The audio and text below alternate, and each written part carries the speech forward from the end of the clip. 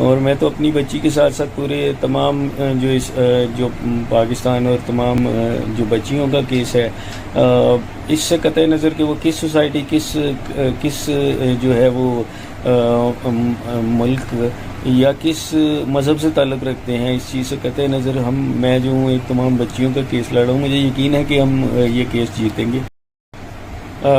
जी बिल्कुल, जैसे मैंने कहा कि केस अभी तक ख़त्म नहीं हुआ और हमने जो है इंशाल्लाह ताला सुप्रीम कोर्ट भी जा रहे हैं और लोअर कोर्ट भी है, और मुझे अदालतों पे पूरा भरोसा है जी।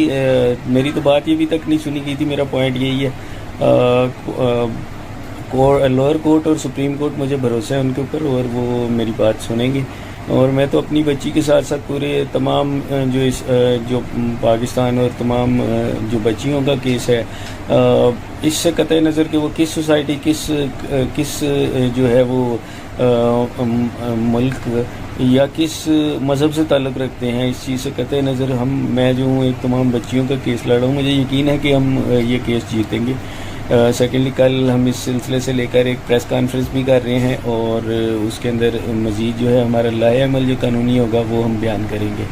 बहुत शुक्रिया आप सब लोगों का, आप सब लोग मेरा साथ दे रहे हैं भरपूर तरीके से और दुआएं भी कर रहे हैं। बहुत शुक्रिया।